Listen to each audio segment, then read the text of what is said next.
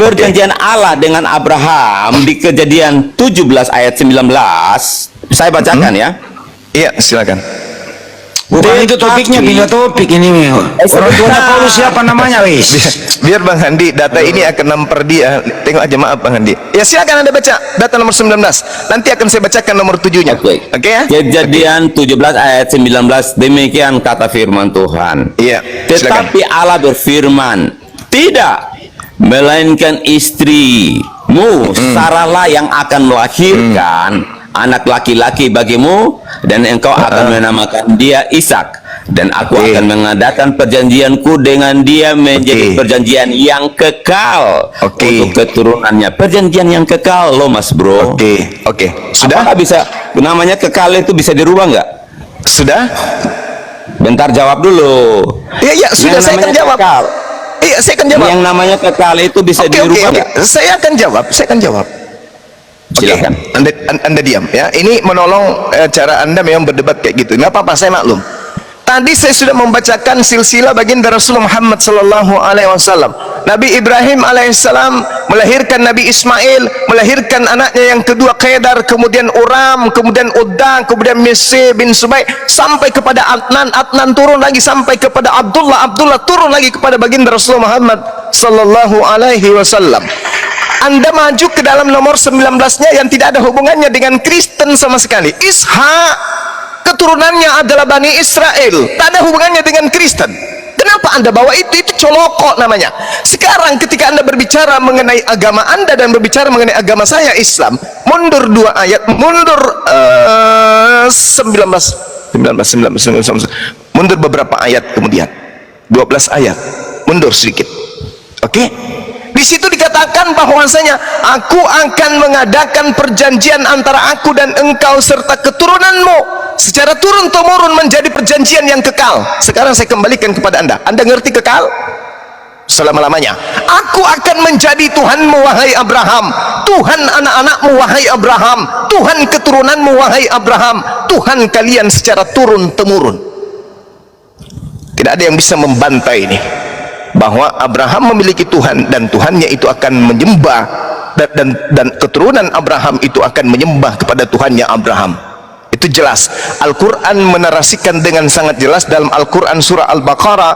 Di situ Allah Subhanahu wa taala menjelaskan bahwasanya kami umat Islam keturunan daripada ajaran yang dibawa oleh baginda Rasulullah Muhammad sallallahu alaihi wasallam. Dikatakan wa wassa biha Ibrahimu banihi wa Yaqub ya baniya innallaha astafa lakum ad-din wa la tamutunna illa wa antum muslimun wa kuntum syuhada'a in ishadara Yaqub al-maut isqala li bani ma ta'buduna min ba'di qalu na'budu ilahaka wa ilahaka abaika Ibrahim wa Ismail wa Ishaq ilaha wahid wa nahnu lahu muslimun. Bagaimana Anda bisa paham pertanyaan saya aja Anda nggak paham? Anda membahas tentang Kejadian 17. Jangan coba-coba. Kejadian 17 itu adalah perjanjian kekal Allah antara keturunan Nabi Ismail dan keturunan Nabi Ishak. Keturunan Nabi Ishak tidak ada yang mendirikan agama menyembah kepada manusia. Ajaran menyembah kepada manusia itu ajaran barat, ajaran Roma, Vatikan, melalui dasar pijakan pengalihan transmisi antara pengajaran Paulus yang didatangi makhluk dengan ajaran kemudian Dewa Horus yang diajarkan oleh dewa-dewa mereka kepada orang-orang Romawi kuno. Nah, muncul kembali pertanyaan saya. Saya sudah menjawab.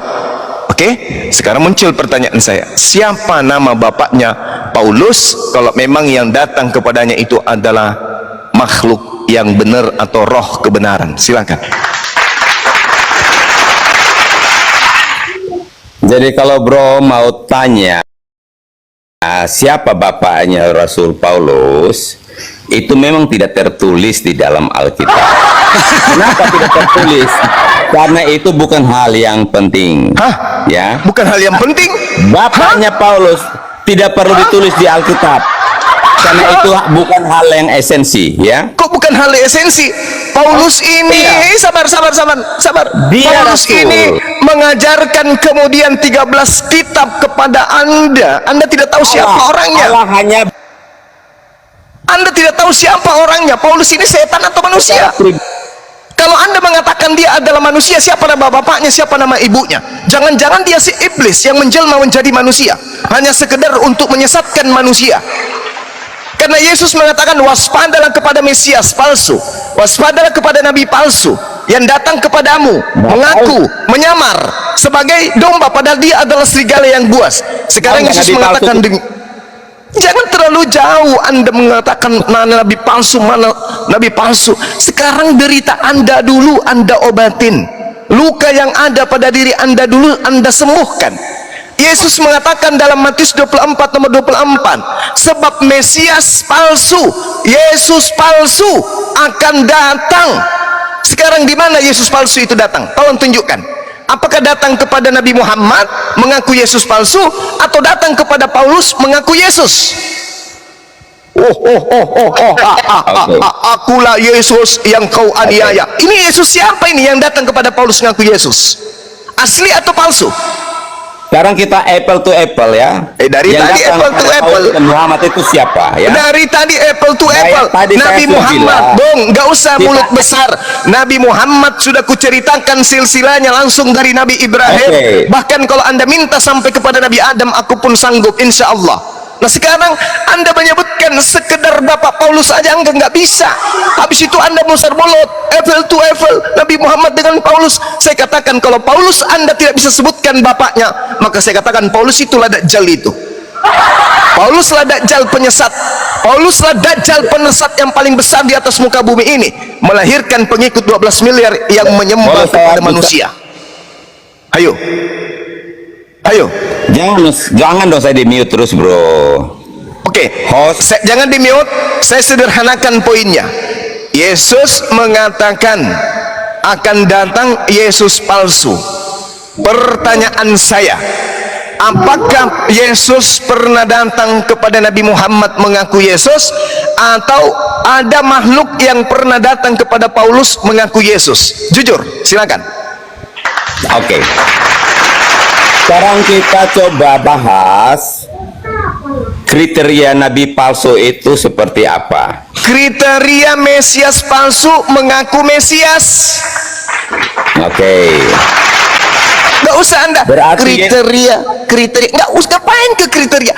Yesusnya sudah memberikan indikasi akan datang Mesias palsu, maksudnya akan datang Yesus palsu. Siapa Yesus tidak palsu? mengatakan bahwa akan datang Yesus palsu, karena Sekarang semua orang itu bisa mengatasnamakan dirinya nabi. Ya, saya bacakan. tidak saya bacakan Matius 24 Bang, supaya Anda itu belajar. Kelihatannya di mute dong. Kelihatannya Anda memang tidak ada ilmu sama sekali ya. Yesus mengatakan di dalam Matius, sabar. Pada waktu itu, jika orang berkata kepadamu, lihat Mesias ada di sini, Mesias ada di sana, jangan kau percaya. Mesias yang dimaksud di sini adalah Yesus. Pada waktu itu jika ada orang berkata kepadamu, lihat ada Yesus di sini atau Yesus ada di sana, jangan kau percaya. Sebab Mesias palsu dan nabi palsu akan muncul. Jadi ada dua yang muncul. Yang pertama Mesias, yang kedua nabi. Mesias palsu dan nabi palsu akan muncul. Nah sekarang kita cari Mesias palsu dulu. Mesias palsu ini adalah Yesus palsu, karena yang disebut Mesias adalah Yesus. Tidak ada Mesias lagi setelah Yesus, hanya kemudian Yesus yang disebut Mesias, dan yang satu lagi adalah Dajjal. Oke, Dajjal Mesias atau Dajjal Al-Masih. Nah sekarang pertanyaan saya, ketika Yesus mengatakan pada waktu itu orang berkata kepadamu, lihat ada Mesias di sini, Mesias ada di sana, jangan kau percaya. Pertanyaan saya, apakah Nabi Muhammad atau Paulus yang pernah mengajarkan bertemu dengan Mesias? Jawab dengan jujur. Silakan. Jadi Yesus berkata bahwa dari buahnya lah kamu akan ketahui. Dari buahnya lah. Coba kita lihat. Ini orang gila ini. Paulus. Abang buang waktu banyak banget. Buang waktu, nggak nyambung dari tadi. Kita akan bisa lihat siapa yang nabi palsu. Ditanya. Jangan ke situ, Bang. Paulus mengatakan, dengar dulu, loloskan dulu. Kita akan lari ke buahnya sampai ke batangnya sampai ke akarnya. Itu ahlinya aku, pengsemua ahlinya buah itu. kehidupannya. Nah, jangan ke buahnya dulu, Bang. Jangan ke buahnya dulu. Yang pertama dulu. Karena dari situlah. Yang pertama dulu, Bang. Ada oknum yang mengaku bertemu dengan Mesias. Nabi Muhammad sallallahu alaihi wasallam kah atau Paulus? Jawab dengan jujur. Silakan. Siapa yang pernah mengaku bertemu dengan Mesias? Nabi Muhammad atau Paulus? Silakan. Ketika Paulus dalam perjalanan ke Damsyik untuk membunuh orang-orang percaya, di tengah perjalanan itulah Yesus datang kepada dia. Berarti sama dengan yang mengaku bertemu Mesias siapa? Yang mengaku pernah bertemu dengan Mesias siapa? Teman-teman Muslim dan saudara-saudara Kristenku yang saya kasihi, dengarkan. Seorang saudara kita Kris sudah mengakui bahwa yang mengaku bertemu dengan Paulus, yang bertemu dengan Mesias itu adalah Paulus. Selesai di sini ya. Saya turun aja. Ngapain saya di sini? Anda di mute karena Anda tidak menjawab pertanyaan. Anda cuma celoteh aja. Penjelasan saya itu akan jadi jawaban saya. Oke, berarti yang bertemu, berarti yang mengaku kesempatan untuk berbicara. Berarti saudara yang mengaku bertemu dengan Mesias adalah Paulus, betul? Betul? Pemahaman kalian ini kan cetek aja. Ya, cetek. Oke. Sekarang saya tanya, yang mengaku bertemu dengan Mesias di padang gurun itu siapa? Jadi bukti itu akan terlihat di bahasa Indonesia. Anda itu gimana? Kenapa Anda begitu, Bang? Kenapa? Karena dalam diri Anda itu bertengger kemudian Dajjal. Paulus, saya kan nanya, pertanyaan saya sederhana kan? Pertanyaan saya sederhana. Siapa yang di padang gurun mengaku bertemu dengan Mesias? Yang bertemu dengan Yesus adalah Paulus. Oke. Apakah betul itu Mesias asli atau Mesias palsu? Oke. Yang pasti adalah Mesias asli. Oke. Kalau Anda dari kehidupannya, dari sabar. Anda mengatakan itu adalah Mesias asli. Di dalam Kisah Para Rasul 1 nomor 11 dikatakan Yesus terangkat ke langit dengan dagingnya dan turun ke bumi nanti kedua kalinya dengan dagingnya. Yang datang kepada Paulus mengaku Mesias, apakah dengan daging atau suara saja? Jawab. Saya mau tanya Anda, apakah Yesus ketika dia nyambung,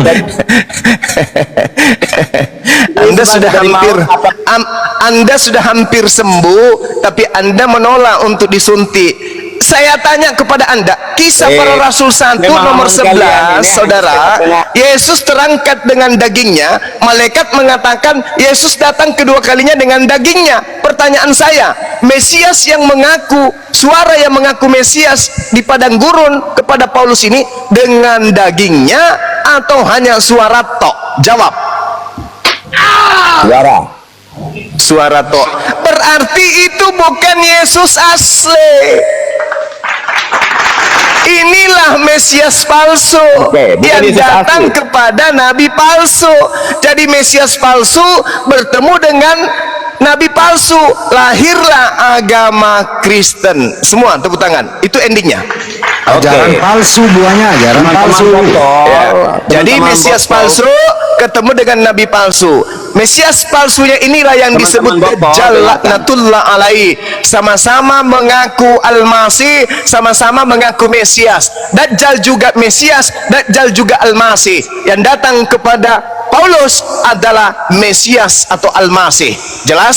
Al-Quran jelas, hadis kita jelas. Al-Quran menjelaskan dan Rasulullah dikatakan oleh Allah, wahai Rasulullah, kalau engkau ragu tentang apa yang datang kepadamu, tanyakan kepada mereka yang lebih dulu datang kitab kepada mereka. Alhamdulillah, hari ini kita membuktikan bahwa apa yang diterangkan Al-Quran tentang Dajjal laknatullah, pengikutnya ada di sekeliling kita, pengikutnya siang hari bersama dengan kita, pengikutnya selalu mengajarkan kepada generasi kita untuk berpindah ke keyakinan mereka dengan Indomie, dengan dengan ekonomi, dengan pendidikan, dengan beasiswa, dengan beras, dengan pertanian dan seterusnya. Ingat sahabat-sahabat muslim, kehadiran Apologet Islam Indonesia adalah memagari generasi muda untuk tidak keluar dimakan oleh pengikut Dajjal laknatullah alaih. Sekira sementara begitu saya kembalikan kepada host. Saya izin 15 menit untuk bikin kopi campur masako. Demikian. Siap. Diambil alih dulu. Siap. Sebentar aja. Siap, Bunda. Selamat sore, menjelang pagi, Ban Billy. Selamat malam, Bapak Saya Pendeta. tambahin dulu ya. Pilih Silakan. izin ya. Jadi kalau ada orang yang tidak jelas siapa orang tuanya, siapa kakeknya, dari mana dia berasal, ini harus dipertanyakan. Waktu dia hidup di muka bumi, masih bernama Saulus, dia itu pembunuh. Keji sekali orang ini. Setiap pengikut Yesus, dia akan mau habiskan. Dia akan mau bumi hanguskan siapapun pengikut Yesus. Waktu Yesus mengajar di Bani Israel, datang Saulus. Tidak ada satupun keluarganya melarang dia untuk berbuat tindakan seperti bajingan, membunuh pengikut setia Yesus. Ini orang-orang tuanya kemana waktu dia melaksanakan tugasnya sebagai pembunuh bayaran di waktu dia masih hidup? Kemana keluarganya? Kenapa nggak ada yang larang? Bukankah dia sejak dalam kandungan dia adalah seorang Mesias atau seorang Rasul menurut mereka? Kemana orang tuanya? Mestinya sebagai orang tua yang baik memberikan teguran kepada anaknya yang bajingan ini. Justru itulah tadi yang dituntut. Ini orang tua orang ini kemana? Setelah dia membunuh, perjalanan ke Damsyik, di sana dia bertobat, berubah nama menjadi Paulus. Siapa yang mendatangi dia? Siapa yang mendatangi dia? Yang mengaku Yesus, yang hanya kedengaran suaranya atau rohnya saja. Sedangkan Yesus berkata, aku datang bersama dagingku, jasmani dan rohani. Mestinya tadi dijawab tuntas. Apa buahnya? Ya buahnya adalah tadinya membunuh secara fisik, sekarang buahnya adalah membunuh akal manusia, miliaran akal manusia, termasuk otak tadi ini, di blender oleh Paulus agar cair mengikuti ajaran Paulus, sedangkan tidak sinkron dengan ajaran Yesua Masya. Ini yang dituntut. Kenapa tidak nyambung diskusi sih, gitu loh. Jadi teman-teman tidak dikik tadi, dia pergi sendiri ya karena kewalahan. Mestinya malu dong sebagai seorang Kristen. Anda pengikut setia Paulus tapi nggak tahu siapa keluarganya, siapa orang tuanya, siapa yang memberi dia ASI, siapa yang merawat dia. Tapi mereka dalam menyerang Nabi kita yang jelas keturunannya dari Adam sampai ke Nabi Muhammad SAW. Dia serang di sana, dikasih data masih dia serang, dikik balik memble. Itulah teman-teman. Jadi sekali lagi, sebagai orang Kristen pengikut Paulus, carilah silsilah keluarga dia, apa yang pernah dia lakukan, apakah benar-benar dia bertobat ke hal positif atau bertobat nambah yang menjadi-jadi, merusak ajaran Yesus sesungguhnya.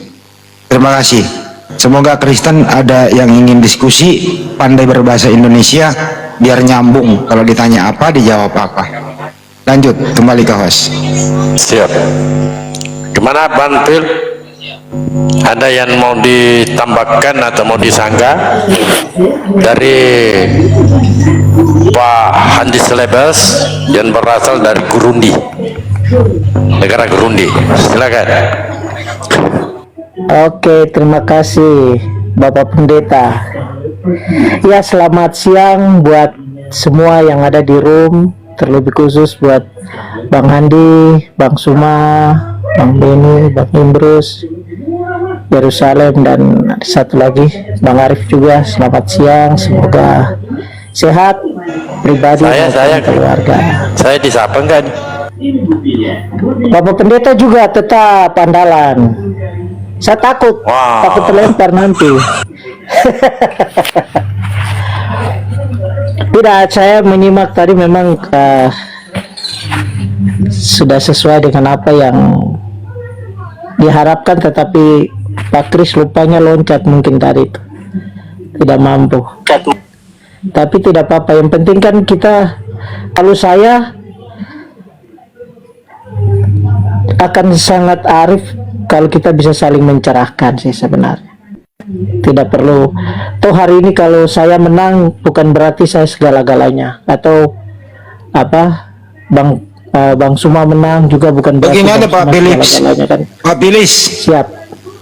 Anda akui nggak Saulus itu mantan pembunuh, Bang? Dari Alkitab yang ada di tangan saya, dia memang pembunuh, bukan mantan pembunuh dia sebenarnya. Ya, pembunuh. Iya.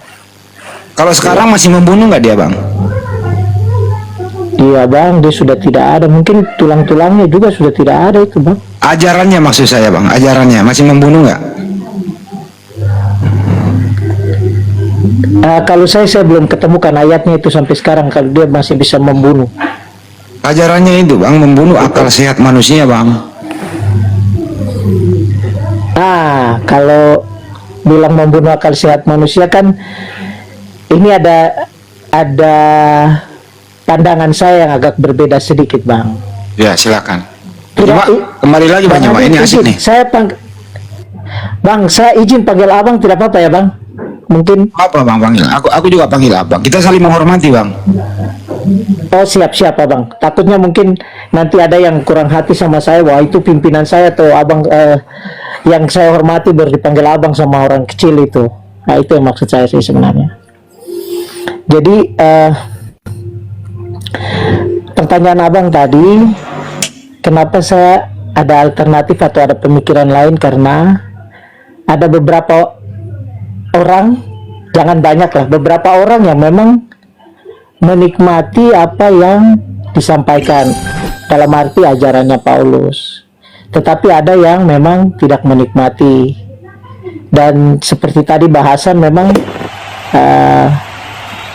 menurut pandangan saya Paulus menjadi biang kerok daripada apa yang tadi dibahas. Nah itu yang tadi saya bilang ada alternatif, begitu Bang. Menurut abang, siapakah yang bertemu dengan Paulus perjalanannya ke Damsyik waktu jatuh rebah ke tanah? Siapakah engkau Tuhan? Terdengar suara dari langit, akulah Yesus yang telah engkau aniaya itu. Apakah menurut abang itu benar-benar suara Yesus atau suara roh jahat? Silakan Bang. Oke, terima kasih Bang Hadi. Saya mengacu dari apa yang saya pegang saja Bang ya, bahwa di Alkitab saya ditulis kisah itu bahwa pada saat perjalanan ke Damsyik itu suara, dan Paulus membalas, dan suara itu menjawab bahwa dia Yesus. Begitu Bang. Oke, kalau itu Yesus, kenapa ajaran Paulus, kenapa tulisan-tulisan Paulus berbeda jauh, bahkan mendiskreditkan, bahkan mengutuk Yesus itu sendiri? Alasannya apa Bang kira-kira? Buahnya ini langsung kita cek, buahnya langsung, silakan. Oke Abang, terima kasih. Iya, banyak itu tadi, mengkutuk, mendiskreditkan dan lain sebagainya. Kita mau mulai dari mana ini, satu persatu Bang, supaya enak. Terserah abang. Saya juga menjawab sesuai dengan saya punya toh. Ambil satu ajaran Yesus yang sinkron dengan ajaran Paulus. Saya ambil 1000 ajaran Yesus dan ajaran Paulus yang kontradiksi. Ambil satu aja bang, ambil ajaran satu, ajaran Yesus begini, ajaran Paulus begini, yang sinkron gitu loh, silakan. Nah, kalau saya dari abang aja, abang kasih topik ke saya. Kalau memang saya tidak tahu, saya akan menerima itu sebagai pencerahan. Kalau saya tahu, saya akan menjelaskan sesuai dengan kapasitas saya. Nanti kan bisa bertambah tuh. Kalau misalnya saya tidak tahu, kan dikasih tahu sama abang. Oke, baik. Demikian, Karena ini topiknya Bang Juma, ya saya kembaliin dulu ke Bang Juma. Kecuali beliau menyerahkan ke saya. Bang Juma mau masuk di sini, silakan kembali Bang Juma. Bang Juma menjauh apa? Oke, saya harus izin dulu dong kepada yang punya topik kan gitu. Saya kasih contoh satu aja ya Bang. Boleh Bang? Oke, siap bang. Baik. Siap. Selama Yesua Amasya masih hidup mengajar, Yesua Amasya tidak pernah mengklaim dirinya dia adalah Tuhan yang disembah. Deal sampai sini dulu ya Bang ya. Yesus nggak pernah mengajarkan dirinya adalah Tuhan. Baik. Setuju. Tapi Paulus menulis dalam sebuah surat Roma 14:9. Anda udah ada tadi sana ada? Roma 14:9. Ya, Bang Dalbo bisa bacain biar dia paham, bantuin. Bang Dalbo bisa bantuin baca. Biar jelas lah kita di sini. Jangan nanya karena tidak dibaca. Teman-teman di sini ada yang bisa minta tolong bacain? Atau saya yang bacain aja bang? Ya, silakan bacain. Bang. Oke, makasih. Ayat 9 ya bang? Iya. 14:9 ya. Iya. Sebab untuk itulah Kristus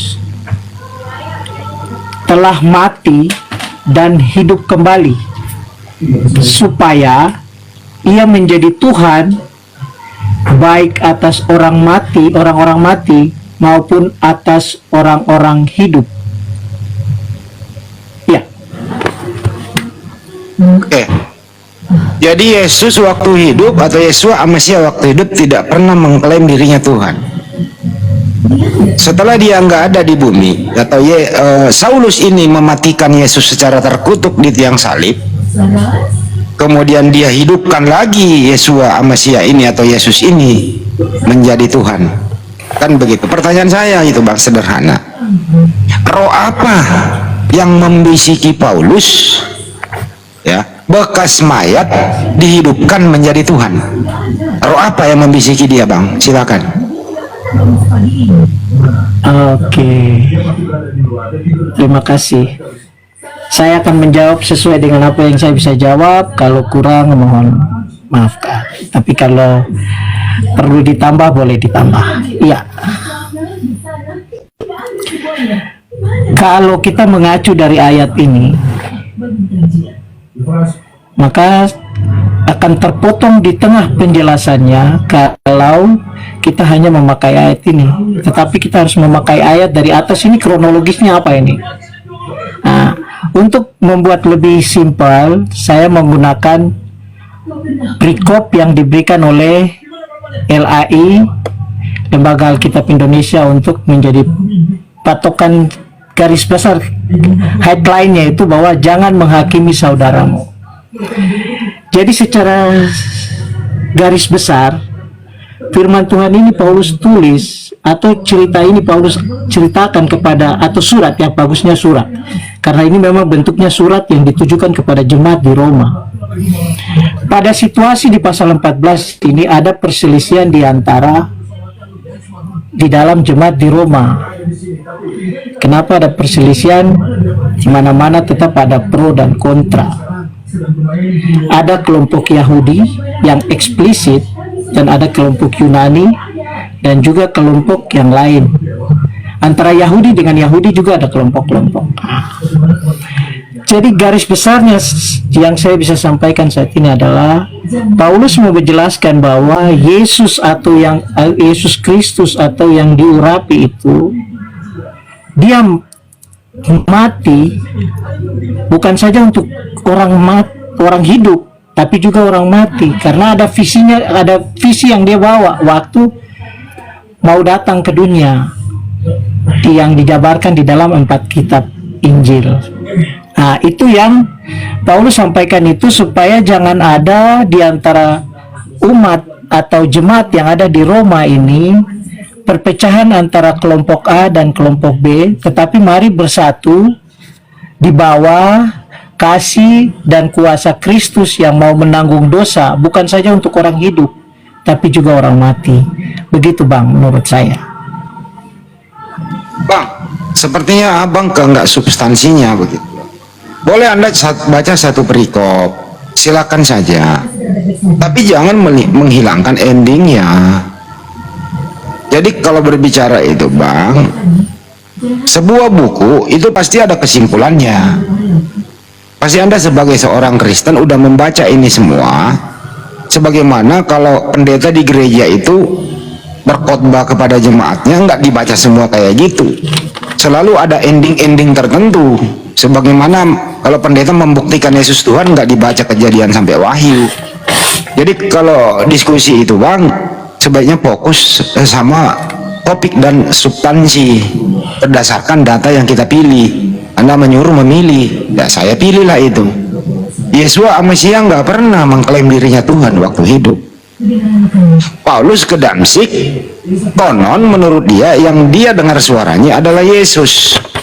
Kalau itu Yesus, kenapa ini bertentangan ajaran Yesus dengan ajaran Paulus? Bahkan saking beraninya Paulus menulis surat, ya, mematikan Yesus secara terkutuk, menebus manusia dari kutuk hukum Taurat. Setelah mati 3 hari, dia hidupkan menjadi Tuhan. Pertanyaan saya Bang, apakah ini Yesus yang membisiki dia, hai Paulus, kau tulis surat, matikan saya secara terkutuk, kubur saya 3 hari menjadi mayat dulu, baru kau hidupkan saya lagi menjadi Tuhan? Apakah ini Yesus yang membisiki dia sehingga dia menulis, atau ada roh jahat yang membisiki dia menulis sehingga tadinya bukan Tuhan, dimatikan terkutuk, dihidupkan kembali menjadi Tuhan? Pilihannya hanya 2. Ini bisikan Yesus atau ini bisikan roh jahat? Silahkan. Oke, baik Abang, ya. Saya pikir tadi saya sudah jawab sebenarnya sesuai dengan apa yang Abang tanya, tapi tidak apa-apa. Yang saya pahami bahwa sesuai dengan apa yang di dalam Alkitab saya, bahwa Paulus menjelaskan sebab untuk itulah Kristus mati. Kalau kita bicara soal mati dulu, berarti kita harus bicara ke 4 Injil. Begitu Bang. Jadi saya tidak bisa menjawab bahwa Paulus yang bunuh, terus Paulus yang kutuk, terus Paulus yang angkat. Tidak. Saya tidak akan bisa menjawab seperti begitu Bang. Tetapi sesuai dengan ayat yang Abang sampaikan ke saya, bahwa Paulus menjelaskan ke jemaat yang ada di Roma melalui suratnya yang ditulis ke Roma, bahwa Kristus mati dan hidup kembali supaya ia menjadi Tuhan. Nah, yang jadi persoalan kalau memang penjelasan saya keliru, Abang maunya kita mendudukannya gimana? Abang mau bilang langsung, kenapa Paulus angkat dia jadi Tuhan? Kan itu harus kita clearnya di situ dulu toh Bang. Kalau memang itu jawaban apa yang Abang mau, kita bicara soal itu. Tapi kan Abang kasih ayat ini tadi untuk saya jelaskan. Begitu Bang. Oke.